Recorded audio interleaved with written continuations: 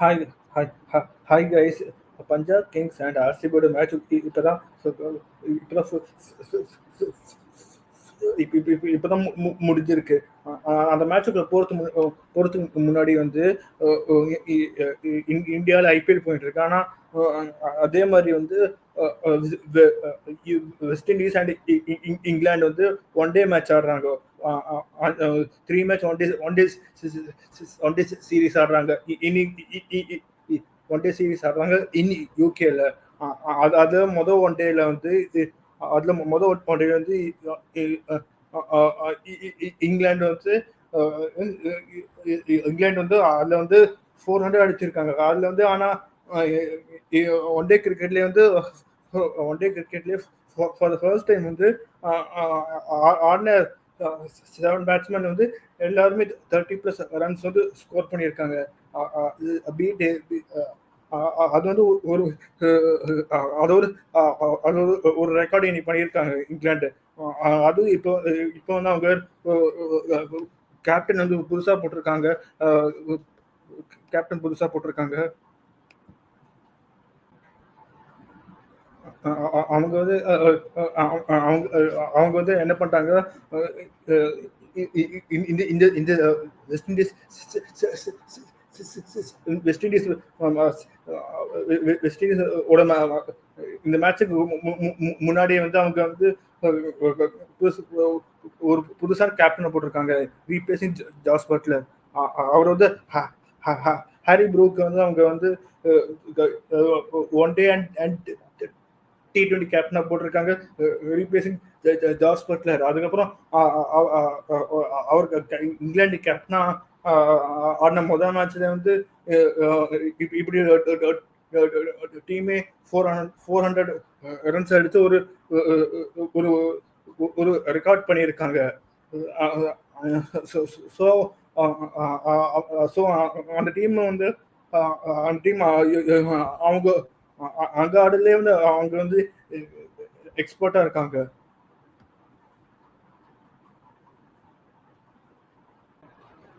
So so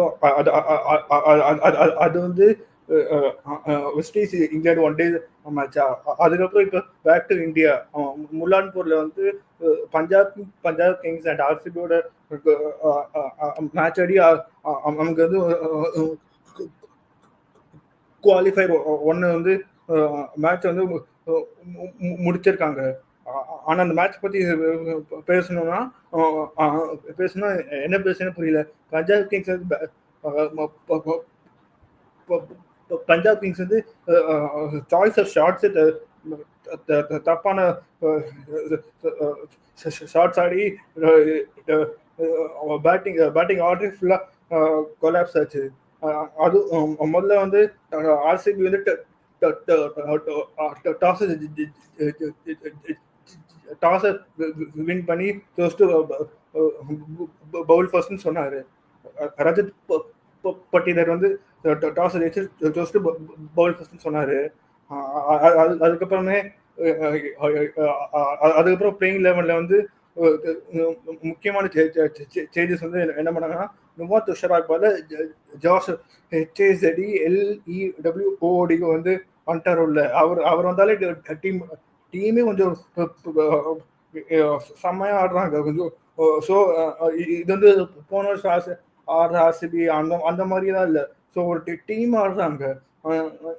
அதுவும் அவர் என்ன மாதிரி போலிங் போடுறாரு, என்ன லைன் என்ன லென்த், அந்த அவர் போடுற ஹைட்டுக்கு வேற இதை முடிச்சுட்டு அவர் வேற செம ஃபார்ம்ல வேற இருக்காரு. இதை முடிச்சுட்டு அவர் வேற அப்புறம் வந்து போய் டெஸ்ட் மேட்ச் வேற ஆடணும். ஆஸ்திரேலியாவுக்காக போய் டெஸ்ட் மேட்ச் வேற ஆடணும் அகேன்ஸ்ட் சவுத் ஆப்பிரிக்கா. அது வேற இருக்கு. அவர் என்னமோ போலிங் போட்டாரு. அவர் மட்டும் இல்ல, அவர் மட்டும் மொத்த டீமுமே சூப்பரா போட்டாங்க பவுலிங். அதுல வேற ஜாஷ் ஜாஷ் வேற வந்து 3.1 ஓவர்ஸ் போட்டு 21 ரன்ஸுக்கு 3 விக்கெட்ஸ் தூக்கிட்டாரு. அதுவும் அவர் வேற அவர் அவர் போட்டு அவர் போட்ட பாலுக்குலாம் பஞ்சாப் கிங்ஸ் பேட்ஸ்மேன் வந்து பவர் பிளே 2 விக்கெட் போயிருச்சு. அதுக்கப்புறமா கொஞ்சமாச்சும் கொஞ்சம் மெதுவா பார்த்து ஆடி இருக்கலாமே. இல்லவே இல்லை, அடிக்க போனதே இல்லை, எல்லாரும் போனாங்க. அந்த மாதிரி போனாங்க, எல்லாரும் டப்பு டப்புன்னு விக்கெட்டை விட்டாங்க. அதுவும் அது ஜாஷர் ஜாஷர் அவர் தூக்கின 3 விக்கெட் வந்து கேப்டன் ஸ்ரேயஸ் ஐயர் தூக்கினாரு. அப்புறம் இங்கிலீஷ் அவர் தூக்கிட்டாரு. அது ஜாஷ் இங்கிலீஷ் பால் நேரா கொஞ்சம் பவுன்சர் வந்தது. பவுன்சர் ஒழுங்கா புல் ஷாட் அடிக்கலாம், இல்லைன்னா பின்னாடி தூக்கி அடிச்சிருக்கலாம். அது என்ன டான்ஸ் ஆடுறாரு, டான்ஸ் ஆடி தூக்கி எங்கேயோ அடிக்கிறாரு. ஃபைன் லெக்ல நேரா கேட்சுக்கு போறது. அது என்ன ஷாட்னே புரியல. அதுக்கு ஏன் அந்த ஷாட் ஆனாலும் புரியல. பவர் பிளேல 2 விக்கெட் போயிடுச்சு. அதுக்கப்புறமா கொஞ்சமா பிச்சை பார்த்து கொஞ்சம் பால்ல பார்த்து கொஞ்சம் பிளே பண்ணியிருக்கலாம். இல்லை, பேட்டு பேட்டு பால் அடிக்க போறேன்னு தான் போனாரு.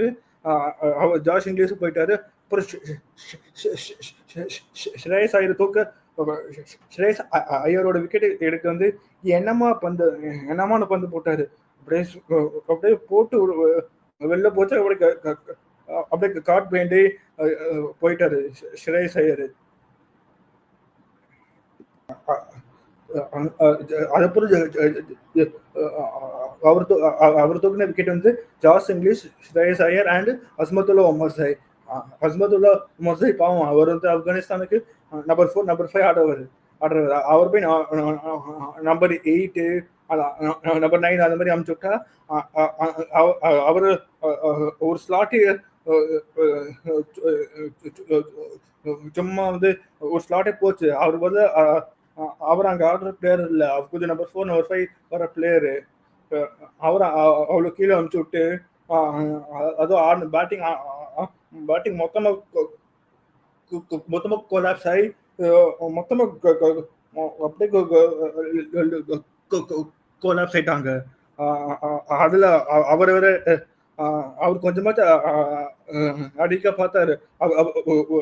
ஆனா அவரையும் வந்து ஜார்ஜ் வந்து அவர் அவுட் ஆக்கி ஒரு பவுன்சர் போட்டாரு. பேட்ல போட்டு ஜிதேஷ் சர்மா என்ன கேட்ச் பிடிச்சாரு. உனது கேட்ச் டோர்னமெண்ட் வேற. அது என்ன கேட்ச் அது வேற. அந்த மாதிரி கேட்ச் எல்லாம் அந்த மாதிரி கேட்சும் போன வருஷம் கீப்பரா இருந்தாரு தினேஷ் கார்த்திக். கொஞ்சம் அவர் பாக்குற மாதிரியே இருக்கு, அவர் ஆடுற பேட்டிங் மாதிரியே இருக்கு, அவர் ஆடுற கீப்பிங் மாதிரியே இருக்கு. அதுவும் இந்த மாதிரி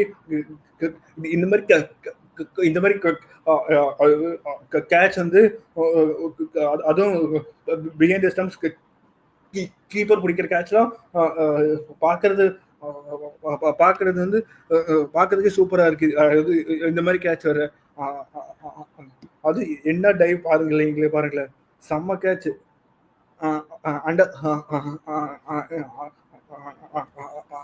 அதுக்கப்புறம் வந்து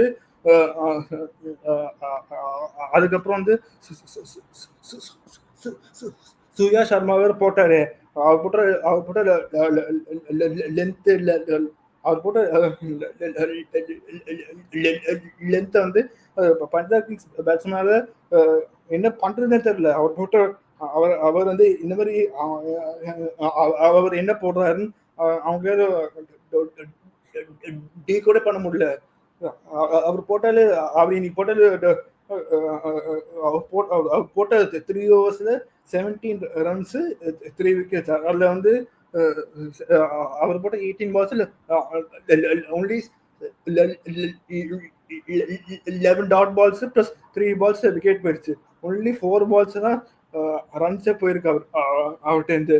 அவர் அந்த மாதிரி போட்டிருக்காரு பவுலிங். அதுவும் சூர்யா சர்மா வந்து ஸ்டாயினிஸோட விக்கெட்டு, சஷாங்க் சிங்கோட விக்கெட்டு, அப்புறம் இம்பாக்ட் வேற வந்து முஷீர் கானோட விக்கெட்டையும் தூக்கினாரு. அதுவும் முஷீர் கான வந்து அஹ், இதுக்கு இம்பாக்ட் வேற அமிச்சாங்கன்னு புரியல. முஷீர் கான் முஷீர் கான் வந்து இம்பாக்ட் வேற வந்தாரு. ரன் அடிக்கல, 3 பால்ஸ் போயிட்டாரு, ரன் அடிக்கல. அதுக்கு பதிலா இம்பாக்ட் வேற ஒழுங்கா யூஸ் பண்ணல. அதுக்கு பதிலா ஒழுங்கா வச்சிருந்து இம்பாக்ட் வேற வைசாக்காவா சமைச்சு விட்டுருக்கலாம். ஏன் அந்த மாதிரி பண்ணாங்கன்னு புரியல. அதுக்கப்புறம் யஷ் தயால் அவர் வந்து பவர் பிளேல போட்டு முதல் விக்கெட் தூக்கினாரு. பிரியன் சாரியோட விக்கெட்டை வேற தூக்கினாரு. அதுக்கப்புறம் வந்து அதுக்கப்புறம் நேஹல் வதேராவோட அவுட் ஆகிறதுக்கு என்ன பால், அதுவும் நேஹல் வதேரா அவுட் ஆக்க என்ன பால், அவர் கூட லெஃப்ட் ஆர்ம் ஸ்விங் வரையா அப்படியே இன்ஸ்விங்கர் இன்ஸ்விங்கர் அப்படி இன்ஸ்விங்கர் வந்து நேரம் அவர் வந்து நேரம் பேட்ல போட்டு ஆன் டு ஸ்டம்ப் வேற. அதுவும் கண்ணு ஒத்திக்கிற மாதிரி போட்டாரு தயாலு வந்து. அவரை வேற ரிங்கு சிங் வேற 5 6 அடிச்சாரு அவர் போலிங்ல. அதுக்கப்புறம் எப்போ ஆர்சிபி வந்துட்டாரோ அவருக்கு டேர்ன் ஆஃப் ஃபார்ச்சூன்ஸா இருக்கும். அந்த மாதிரி ஆயிடுச்சு. அது அதுக்கப்புறம் சுயேஷ் சர்மா, ஜார்ஜ் அண்ட் தயால சப்போர்ட் பண்றதுக்கு ரொம்பவே சப்போர்ட் போட்டாரு. ஒரே ஒரு 5 விக்கெட், ஒரே ஒரு 5 ரன்னுக்கு சிங்கிள் விக்கெட் தூக்கினாரு. அப்புறம் புவனேஸ்வர் குமாரும் அவரும் வந்து பவர் பிளேல போட்டு பிரபசமன் சிங்கோட விக்கெட்டையும் தூக்கிட்டாரு. ஸோ ஆர்சிபி வந்து ஆர்சிபி போட்ட போலிங் வந்து பின் பாயிண்டா போட்டாங்க. அவங்க போட்ட பவுலிங்கும் பிளஸ் அவங்களோட கேட்சிங்கு, அப்புறம் அப்புறம் அப்புறம் அப்புறம் ஃபீல்டிங் வந்து பின் பாயிண்டா இருந்தது. பின் பாயிண்டா பண்ணாங்க. ஓவர ரன்ஸும் போல எல்லாம் பண்ணிட்டு பஞ்சாப் கிங்ஸ் வந்து 101க்கு பஞ்சாப் கிங்ஸ் வந்து 101 ரன்ஸுக்கு மொத்த டீமா அவுட் ஆக்கிட்டாங்க. அதுக்கப்புறம் வந்து ஆர்சிபி பேட்டிங் ஆர்சிபி பேட்டிங் வந்து ஒருத்தரே முடிச்சிட்டாரு. ஆர்சிபி பேட்டிங் வந்து ஒருத்தரே டார்கெட்டும் 102 அதில் ஃபுல் ஷாட்டே 50 ரன் அடிச்சிட்டாரு. அவரே பாதி ரன்னு. அதுக்கப்புறம் வேற அதுக்கப்புறம் வந்து விராட் கோலி வந்து 12 ரன்ஸ், அப்புறம் மயங்க் அகர்வாலுக்கு 19 ரன்ஸ், அப்புறம் கேப்டன் ரஜத் பட்டிதர் வந்து 15 ரன்ஸ் அடிச்சாரு. ஸோ வந்து ஆர்சிபி வந்து பஞ்சாப் கிங்ஸ் வந்து கிளியரா அவுட் பிளே பண்ணிட்டாங்க. பஞ்சாப் கிங்ஸ் போட்ட பவுலிங்ல கைல் ஜேம்சன் போட்ட ஒரே ஓவர் தான். Second ball Virat Kohli out ஆக்கிடுவாரு. அதுக்கப்புறம் அந்த ஓவர்ஸ்மா அவர் போட்டு அந்த ஓவர் மட்டும் தான் பஞ்சாப் கிங்ஸ் வந்து பஞ்சாப் வந்து ஒழுங்கா பவுலிங் போட்டாங்க. பால் ஒழுங்கா பிச்சை பேட்ஸ்மேன் வந்து ஆல்மோஸ்ட் பேட்ல எல்லா பாலும் அவுட் மாதிரி போட்டாரு. பேட்ல ஆல்மோஸ்ட் படுற மாதிரி தான் படல. அவுட் ஸ்விங்கர் போட்டாரு. கைல் ஜேம்சன் போட்ட அந்த ஒரே ஓவர் மட்டும் ஒழுங்கா போட்டாங்க. அதுக்கப்புறம் பாக்கி போட்ட எல்லாருமே வந்து ஒழுங்காவே போடல. ஹர்ஷ்தீப் சிங் வந்து 2 overs 20 ரன்ஸ், கைல் ஜேம்சன் வந்து 3 overs 1 wicket 27 ரன்ஸ். அதுக்கப்புறம் உமர் ஜாய் வந்து ஒரே ஓவர் 10 ரன்னு. ஹர்ப்ரீத் பிரார் வந்து 2 overs வந்து 9 ரன்னு.